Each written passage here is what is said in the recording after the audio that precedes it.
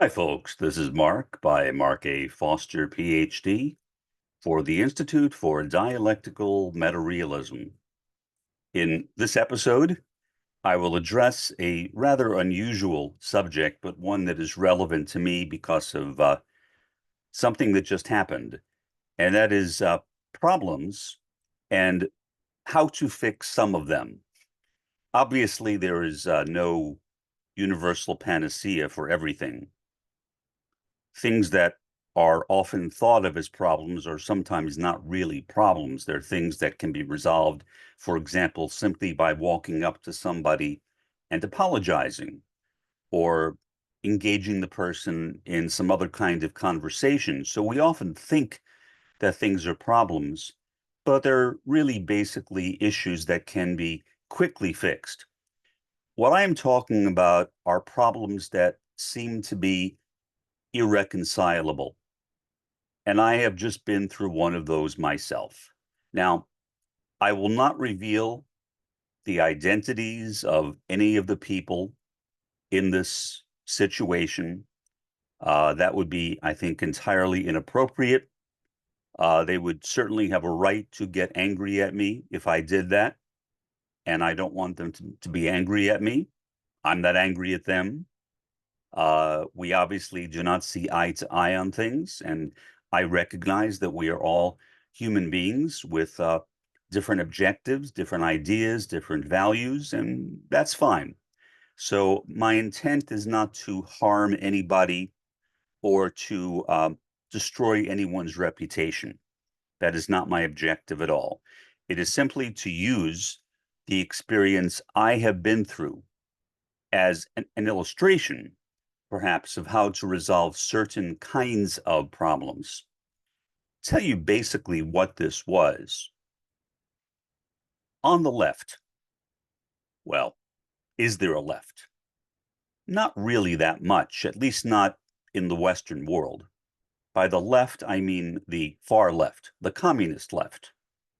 In my case, the Maoist third worldist left, which is a tiny portion of a tiny portion of a tiny portion. There are not that many Maoist third worldists. I once asked somebody, a friend, if she knew how many there were, and she didn't. I don't think anyone really knows because there's no list of us anywhere. Well, there was a group that started that was kind of a spin-off from us. And the group still exists, although it is struggling to survive, I would say. Um, the group is kind of made up of two separate components, but they sort of work hand in hand. And the same person who runs one also runs the other one. And they both operate off of the same internet server. So that is somewhat confusing, but it works to a certain degree. The problem is that the person who runs it, and again, I will not mention his name, I will not mention the name of the organizations either, um, is, in my opinion, misguided. When I say misguided, I'm not talking about politically misguided. I mean, rather than focusing on the welfare of the many, he is focused, I think, on the welfare of himself. In other words, he is on a power trip, in my opinion. The people who gave him his position, who were Maoist third worldists, I'll say that much, um, did not get along with a particular person. I was kind of neutral on this individual because I had never engaged with that individual before. I did not know who that individual was. Um, so I basically kept out of those conversations, or else when somebody would ask me directly, I would say, well, I have no experience with that person. Now I do, unfortunately. But in spite of my bad experience, I wish nothing but good for that individual. I am a critical realist. I believe in the cosmic interior, in co-presence. I believe that we are all a part of the same universal substance. And so what hurts her hurts me too, in some way. What hurts me hurts her. And I don't want any harm to befall her. I have no ill wishes toward her at all. Now, she may have ill wishes toward me. I don't know. I never asked her, although I have reason to suspect that she does. But again, that's none of my business. What she thinks about me is up to her. But by the same token, she is being tolerated in this organization, in one of those two organizations being directed by that single individual. And the majority of people that put him in that position do not like her and really do not want her in that position. In fact, none of them will join that organization under this fellow because they don't want to have to deal with her. Now, are there ways of being in the organization and not directly dealing with her? Yes. She can be muted. Muting is a possibility, as it is on many servers. But even if she is muted, she could still observe, I imagine, some conversations going on, say by people who have not muted her, which may make reference to those individuals who do not want to have any association with her. And I am just speculating. I've never discussed this with anybody. But I can understand why these people are annoyed. I think there was a certain amount of betrayal, to be honest. Well, here's what happened yesterday. There was a meeting set up, and I was the room owner on Zoom in a video that was later uploaded to YouTube. And I will not watch that video now. I don't need to be reminded of it. I understand that the more unfortunate parts were edited out, but I still don't want to be in it. Well, I had an agreement with the individual in charge of that organization when I referred to her, and she said, maybe we will have to mute her, meaning mute her on Zoom. Okay. Now, as room owner, obviously, I have the ability to mute anyone.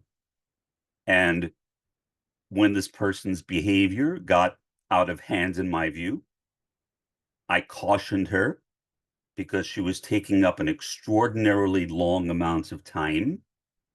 Other people had a right to speak as well, in my opinion. She disregarded what I said as room owner. And so at that point, I muted her. The mistake I made was that I did not uncheck the box on Zoom, which is kind of a fair warning to others, I imagine, that people cannot unmute themselves. And so as a result, I would mute her, she would unmute herself, and that happens about 5 times.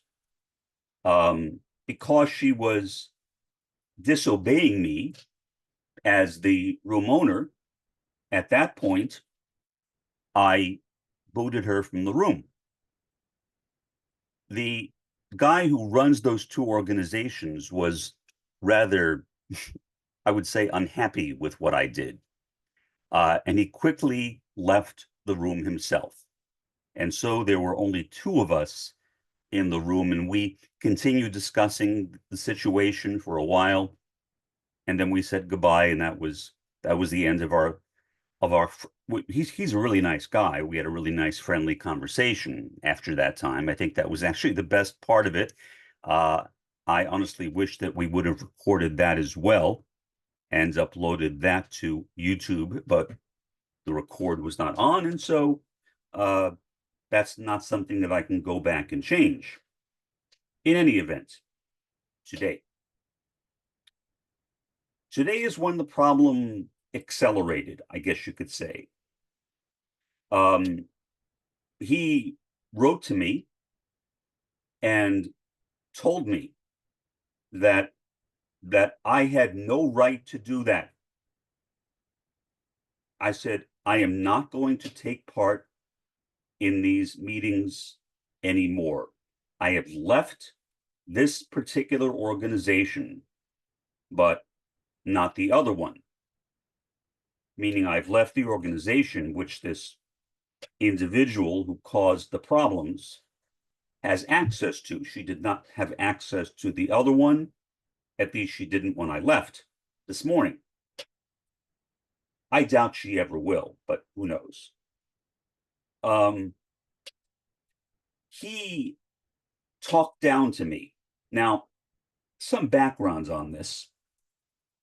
He has a Ph.D., as do I, in sociology. I will not say what his Ph.D. is in.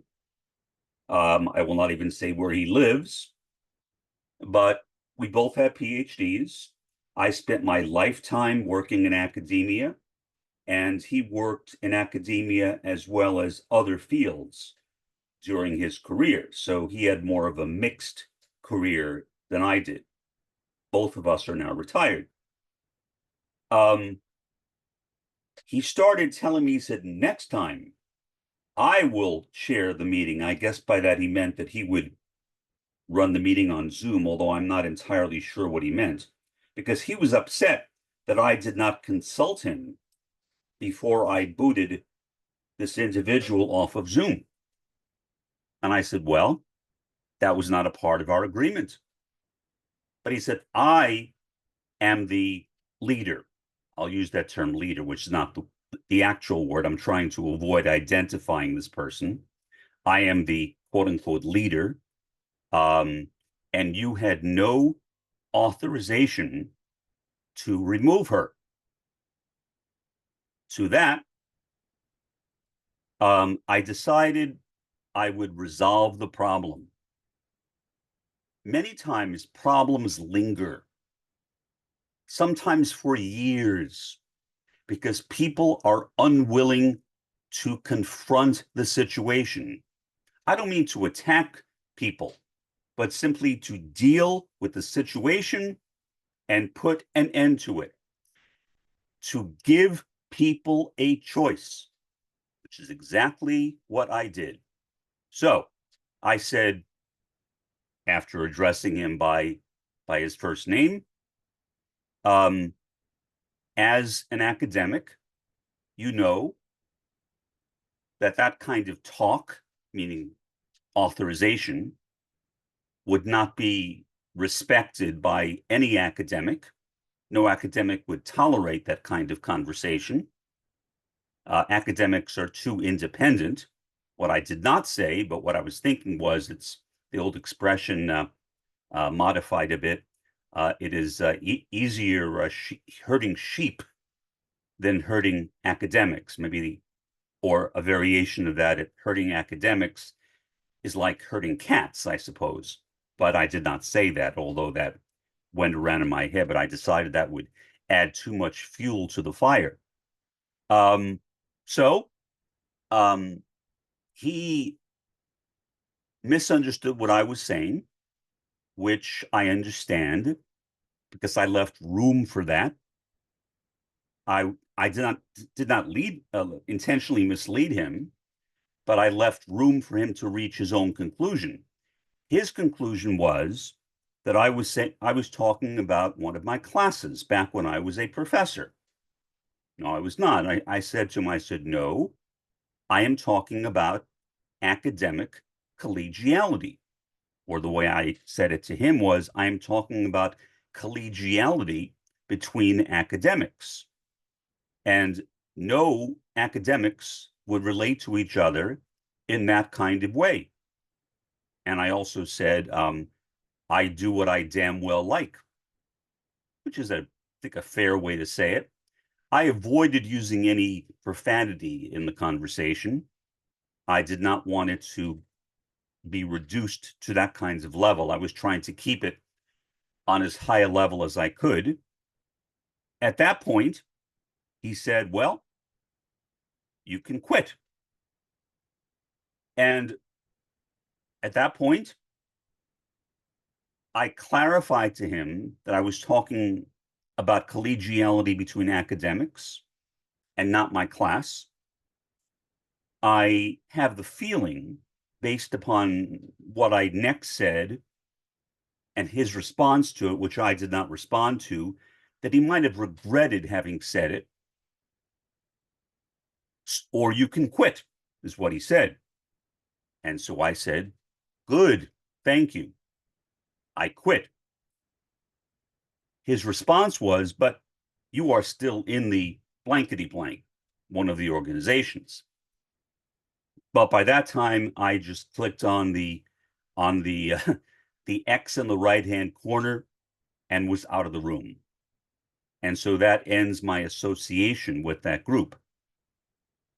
What I did is I put him into a situation, not to embarrass him, because it was only a conversation between the two of us. Nobody else had access or will have access to that conversation.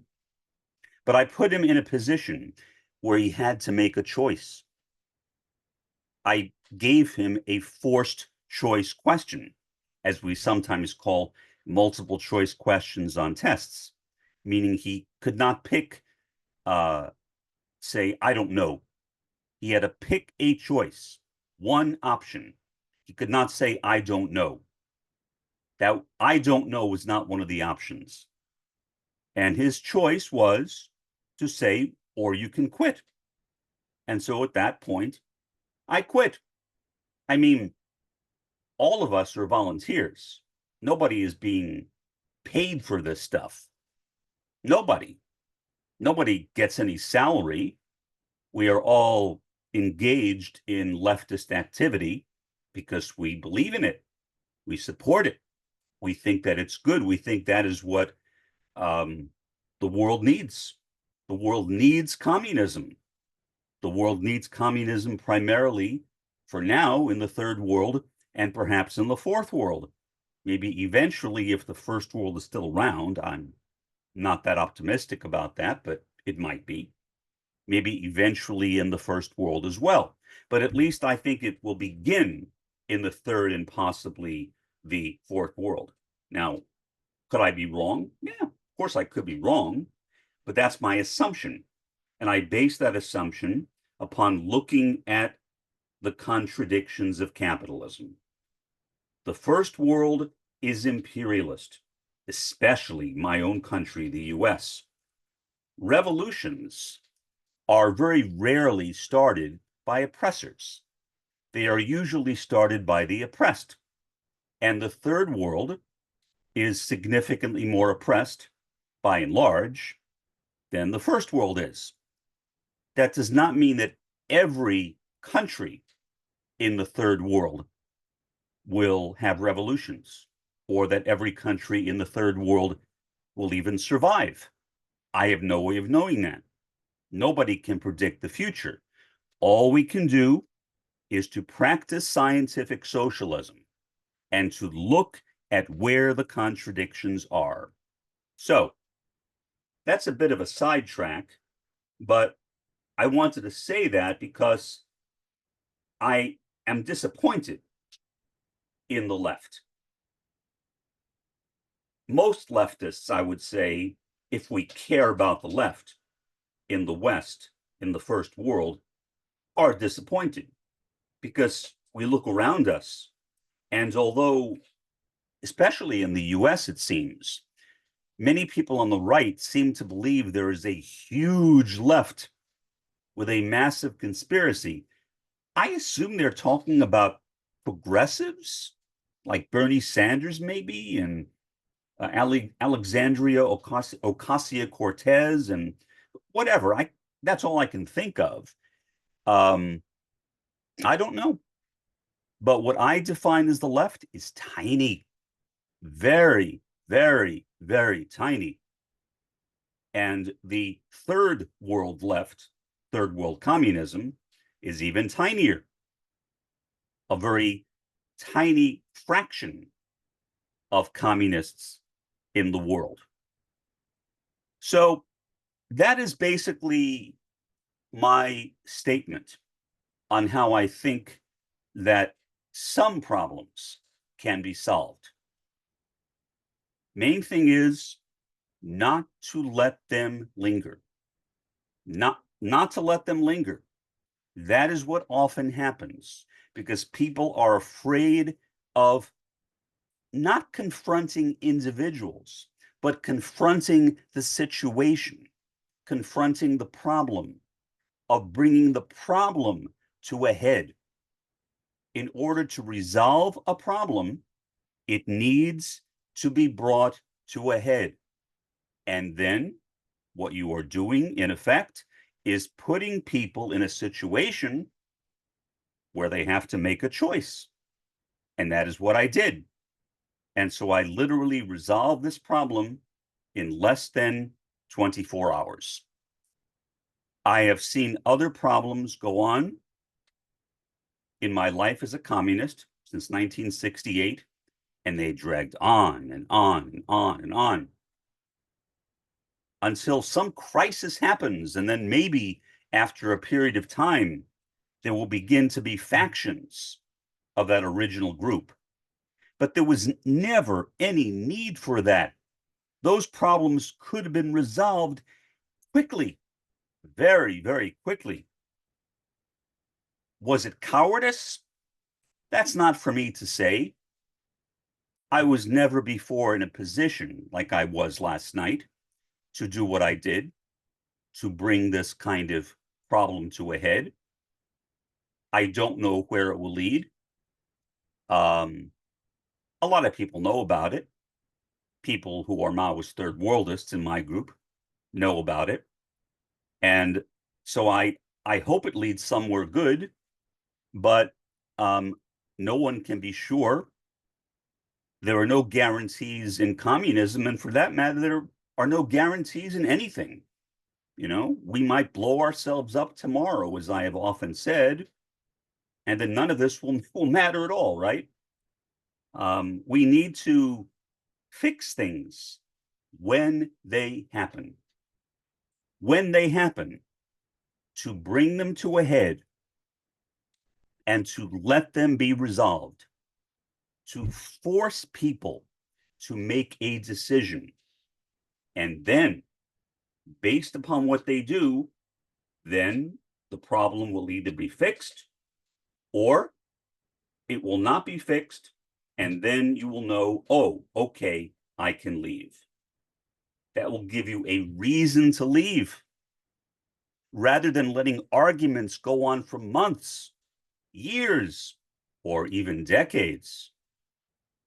And so that is my suggestion. Take it for what you will. I hope it has been beneficial to some people. I don't know if it has, but I hope so. I hope that it may encourage people, or at least some people, to resolve problems more quickly, especially on the left, because there is really no left in the United States today. And in most of the world, there really is no left, especially the first world. So we need to have a better way of fixing things, because otherwise nothing will get done. And so, at least for me, by resolving the problem as quickly as I did, although honestly, I didn't think it would be resolved that quickly. I thought maybe in a week, maybe a week or so. I did not think, actually, it was like 16 hours. That I did not expect, but I suspect that my training in sociology My understanding of human relationships as a sociologist has sufficiently compensated for my autism that I was able to figure out a way to bring the situation to a head. Now, I assume that this person who runs the organizations now has some degree of regret because he is increasingly isolated. There are fewer and fewer people around him. And I expect that will continue. But he can fix it. He can. He's an intelligent man. But whether it can be fixed, I am not in his situation, so I don't know. I can only talk about my own experiences and my hope that he does fix it. Although I will not be a part of his organization, I respect his organization. Otherwise, I would not have joined it. Otherwise, I would not have become a part of the leadership team for one of those two organizations. So I want his organization to be successful. I really do. I hold no grudges against him or against the organization. I want him to succeed, and I want the organization to succeed as well. Will it? I have no idea, but I hope so. For the time being, this has been Mark by Mark A. Foster, Ph.D., for the Institute for Dialectical Metarealism. Have a pleasant day and an even better day tomorrow.